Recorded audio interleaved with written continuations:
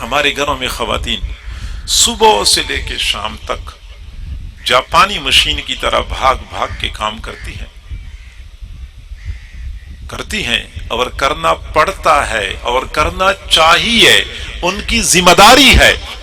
لیکن کیا اچھا ہوتا کہ خواتین کھانا پکانے سے پہلے، برتن دھونے سے پہلے، کپڑے دھونے سے پہلے اچھی نیت کرتی تو برتن دھونا بھی عبادت بن جاتا، کھانا پکانا بھی عبادت بن جاتا، کپڑے دھونا بھی عبادت بن جاتا، صبح سے لے کے شام تک کی تمام تر بھاگ دوڑ اللہ رب العزت کی رضا کا ذریعہ بن جاتی، لیکن نہیں کرتی۔ مرد حضرات صبح سے لے کے شام تک 10 گھنٹے 12 گھنٹے بھاگ بھاگ کے کام کرتے ہیں۔ کس لیے کرتے ہیں؟ کہتے ہیں مجبوری ہے، کام تو کرنا پڑتا ہے۔ مزدوری کرتے ہیں، کیوں کرتے ہیں؟ مجبوری ہے، کام تو کرنا پڑتا ہے۔ کاروبار کرتے ہیں، کہتے ہیں مجبوری ہے، بیوی ہے، بچے ہیں تو کمانا تو پڑتا ہے۔ بھائی یہ مجبوری کا لفظ درمیان سے نکالیں، یہ کہہ دیں کہ عبادت ہے، عبادت ہے، پکانا عبادت، کمانا عبادت، کھانا عبادت، کھلانا عبادت، بشرطے کہ ہماری نیت صحیح ہو جائے۔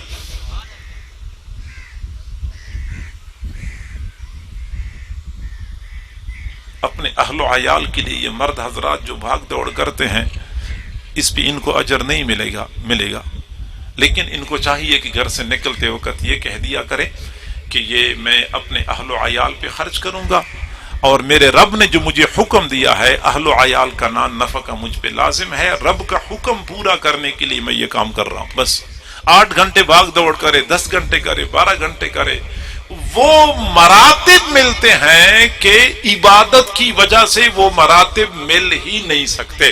حضرت موسیٰ علیہ السلام اپنی اہلیہ کے ہاں مدین سے مصر کی طرف تشریف لا رہے تھے، سردیوں کا موسم تھا، میاں بیوی 2 بدو جنگل میں سفر کر رہے تھے، رات کا وقت تھا، ٹھنڈی ہوا چل رہی تھی، اور چلتے چلتے اچانک اہلیہ نے کہا کہ مجھے تو بچے کی ولادت کی تکلیف شروع ہو گئی۔ حضرت موسیٰ علیہ السلام حیران پریشان تھے، یا اللہ اس شدید سردی میں آبادی کا دور دور تک نام و نشان کوئی نہیں ہے، اتنا بڑا مسئلہ پیش آیا، بنے گا کیا بنے گا؟ دائیں بائیں دیکھا، کوئی آبادی نظر نہیں آئی، دور پہاڑ کے دامن میں آگ جلتی ہوئی نظر آئی۔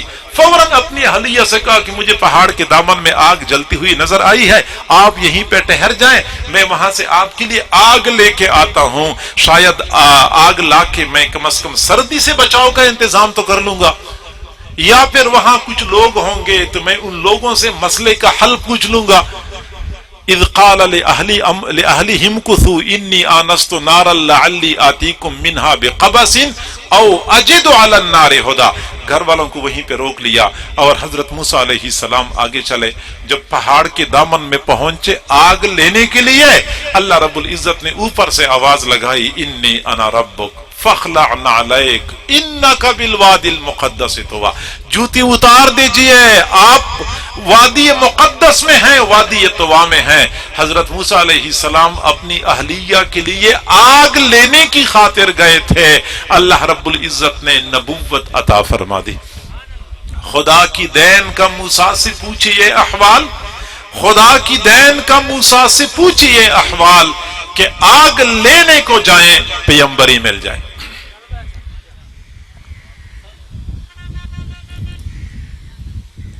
دوسری جانب خواتین اگر گھر میں کام کاج کرتی ہیں تو وہ یہ نہ کہا کرے کہ مجبوری ہے، کپڑے تو دھونے پڑتے ہیں، برتن تو دھونے پڑتے ہیں، مجبوری کا لفظ درمیان سے نکالیں، وہ یہ کہہ دیا کرے کہ خاوند کی خدمت، والدین کی خدمت، سسر ساس کی خدمت، اپنی اولاد کی خدمت وہ عظیم عبادت ہے کہ کئی مرتبہ عبادت پہ وہ درجات بندے کو نہیں ملتے جو خدمت کی وجہ سے بندے کو مل جاتے ہیں۔ آج سے ہزاروں سال پہلے کی بات ہے، ایک ماں تھی حضرت ہاجرہ علیہ السلام، مکہ مکرمہ کی سنگلاخ وادی میں اپنے نوزائیدہ بیٹے کے ہمراہ زندگی کے ایام گزار رہی تھی۔ مشکیزے میں تھوڑا سا پانی تھا، تھیلے میں چند کھجوری تھیں، تو حضرت ہاجرہ علیہ السلام روزانہ 2-4 کھجوریں کھا لیتی تھیں، مشکیزے کا پانی پی لیتی تھیں، اور پھر اپنے بچے کو سینے کا دودھ پلایا کرتی تھیں۔ یوں دن گزر رہے تھے۔ چند دن کے بعد کھجوریں ختم ہو گئی، مشکیزے کا پانی بھی ختم ہو گیا، تو ظاہری بات ہے کہ سینے کا دودھ بھی ختم ہو گیا، اور جب بچے کو دودھ نہیں ملا تو وہ بھوک اور پیاس کی شدت سے تڑپنے لگا، بے تاب اور بے قرار ہو گیا۔ حضرت ہاجرہ علیہ السلام سے بچے کی بے قراری دیکھی نہیں گئی، بھاگتی ہوئی گئی، قریب صفا نامی پہاڑی تھی، پہاڑی پہ چڑھ گئی، دائیں بائیں پانی دیکھا، پانی نظر نہیں آیا، پھر بھاگتی ہوئی گئی مروہ پہاڑی پہ، وہاں چڑھ گئی، دائیں بائیں پانی دیکھا، پانی نظر نہیں آیا، پھر پلٹ کے آئی صفا پہاڑی پہ، پانی دیکھا، پانی نظر نہیں آیا۔ اپنے بچے کے لیے پانی تلاش کرتے ہوئے حضرت ہاجرہ علیہ السلام نے صفا مروہ کے درمیان 7 مرتبہ دوڑ لگائی۔ اللہ رب العزت کو اس ماں کا بھاگنا دوڑنا اتنا پسند آیا کہ قیامت تک آنے والی انسانیت کے لیے اس بھاگ دوڑ کو حج اور عمرے کا حصہ بنا دیا۔ تمہارا حج اس وقت تک مکمل نہیں ہوگا جب تک تم اس ماں کی طرح دوڑ نہ لگاؤ جو اپنے بچے کے لیے پانی تلاش کر رہی تھی۔ تمہارا عمرہ اس وقت تک قبول نہیں ہوگا جب تک تم اس ماں کی یاد تازہ نہ کرو جو اپنے بچے کے لیے پانی تلاش کرتے ہوئے دوڑ لگا رہی تھی۔ تو ایک ماں کا بھاگنا دوڑنا اللہ کو اتنا پسند آیا ہے۔ لگتا یہ ہے کہ اپنی اولاد کو کھلانا پلانا، خاوند کی خدمت کرنا، سسر ساس کی خدمت کرنا، والدین کی خدمت کرنا، اس پہ اللہ کی طرف سے وہ مقام ملتا ہے جو کئی مرتبہ عبادت کی وجہ سے نہیں ملتا۔ خاص طور پہ جب گھروں میں یہ معمر حضرات بیمار ہو جاتے ہیں، سسر بیمار ہو جائے، ساس بیمار ہو جائے، تو خواتین بیچاری پریشان ہو جاتی ہیں کہ کب تک یہ سلسلہ چلے گا اور کب تک ہمیں یہ خدمت کرنی پڑے گی۔ حالانکہ یہ ان بیچاریوں کی نادانی ہے، یہ ان کی غلط فہمی ہے۔ سچی بات یہ ہے کہ اس طرح مریضوں کی خدمت، محتاجوں کی خدمت بندے پر قرب خداوندی کے دروازے کھول دیتی ہے۔ پرانے زمانے میں ایک نوجوان تھا، بڑا عیاش بدکار تھا، عشاء کے بعد کہیں عیاشی کی مجلس میں چلا گیا جہاں پہ شراب، کباب، ناچ، گانا، رباب سب کچھ چل رہا تھا، وہاں پہ یہ تھا اور آدھی رات تک مسلسل اس مجلس میں شریک رہا، یہاں تک کہ جب تھک گیا تو واپس اپنے گھر کی طرف لوٹا۔ جب گھر کے قریب پہنچا تو گھر کے قریب ایک جگہ پہ جھاڑیاں تھیں، سردیوں کا موسم تھا، ہوا چل رہی تھی، تو جھاڑیوں کے اندر سے کسی کتے کے کراہنے کی آواز آ رہی تھی۔ اس نے سوچا کہ میں دیکھ تو لوں کہ یہ کتا کیوں کراہ رہا ہے، اس کو کیا تکلیف ہے۔ چنانچہ یہ جھاڑیوں کے اندر گیا، چاند کی چاندنی جوبن بھی تھی تو نظر آ رہا تھا، دیکھا کہ ایک چھوٹا سا کتا ہے، ایک جھاڑی کے اندر گھسا ہوا ہے اور سردی سے ٹھٹر رہا ہے۔ اس کو ترس آیا، اس نے کتے کو اٹھایا اور اپنے گھر لے کے چلا گیا۔ گھر میں کتے کے لیے آگ جلائی کہ گرم ہو جائے، لیکن جب آگ جلائی روشنی زیادہ ہو گئی تو دیکھا کہ کتے کے جسم پر تو موٹے موٹے زخم ہیں۔ اس کو ترس آیا، فوراً اس نے پانی گرم کر لیا، کتے کے زخموں کو صاف کر لیا، پھر اس پر دوائی لگائی۔ اگلے دن پھر کتے کے زخموں پر دوائی لگائی، اگلے دن پھر دوائی لگائی، مسلسل 18 دن تک کتے کی خدمت کرتا رہا۔ جب وہ خارشی کتا مکمل ٹھیک ہو گیا پھر اس نے کتے کو اٹھایا، وہاں پہنچا دیا جہاں سے اس نے لیا تھا، اور جب کتے کو وہاں پہنچا دیا اللہ رب العزت کی رحمت کی نظر پڑ گئی۔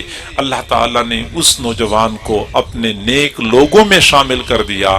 آج کی دنیا اس نوجوان کو حضرت خواجہ نقشبند بخاری رحمت اللہ علیہ کے نام سے جانتی ہے۔ ایک بیمار کتے کی خدمت کی تھی۔ کتا کتنا حقیر مخلوق ہے، حضور نے فرمایا جس گھر میں کتا ہوتا ہے اس گھر میں رحمت کے فرشتے داخل نہیں ہوتے۔ کتا جس برتن کو منہ لگائے برتن کو 7 مرتبہ دھو لو، 8ویں مرتبہ اچھی طرح ریت کے ساتھ دھلائی کرو۔ یہ کتا اتنا حقیر ہے، لیکن اس حقیر مخلوق کی خدمت کرنے پر بھی نوجوان کو اللہ رب العزت نے کہاں سے کہاں تک پہنچا دیا۔ تو والدین جب بوڑھے ہو جاتے ہیں، سسر اور ساس بوڑھے ہو جاتے ہیں، یا خاوند بوڑھا ہو جاتا ہے، یا والدہ بوڑھی ہو جاتی ہے، پھر بیمار بھی ہو جائے، پھر یہ سفید بال ہوتے ہیں، ان سفید بالوں سے اللہ حیا کرتا ہے۔ اگر ان کی خدمت کر دی جائے پھر یہ اللہ سے ایک مرتبہ بے دل سے دعا مانگیں تو بندے کی دنیا بھی بن جاتی ہے اور آخرت بھی بن جاتی ہے۔ تو میں یہ بات عرض کر رہا تھا کہ ہم گھر کے کام کاج کرتے ہیں، دوسروں کی خدمت کرتے ہیں، کھیتوں میں کام کرتے ہیں، اگر ہماری نیت صحیح ہو جائے تو ہمارے روزمرہ کے کام کاج بھی عبادت کا درجہ پا لیتے ہیں۔ تو آپ سوچتے ہوں گے کہ پھر کپڑا پہننے کے لیے کیا نیت کرنی ہوتی ہے، کھانا کھانے کے لیے کیا نیت کرنی ہوتی ہے، اور پانی پینے کے لیے، سونے کے لیے کیا نیت کرنی ہوتی ہے۔ تو میرے بھائی ساری باتیں ایک نشست میں نہیں بتائی جا سکتی، اسی لیے بار بار کہا جاتا ہے کہ تم اللہ والوں کے ساتھ تعلق جوڑو، اللہ والوں کے ساتھ اٹھنا بیٹھنا کرو، نیک لوگوں کا دامن تھامیں گے پھر یہ چھوٹی چھوٹی باتیں سمجھنا آسان ہو جائے گا، زندگی تو بن ہی جائے گی، آخرت کی کامیابی بھی ہمارا مقدر بن جائے گی۔ اللہ تعالی ہم سب کو سمجھنے اور عمل کرنے کی توفیق عطا فرمائے۔ وآخر دعوانا ان الحمد للہ رب العالمین۔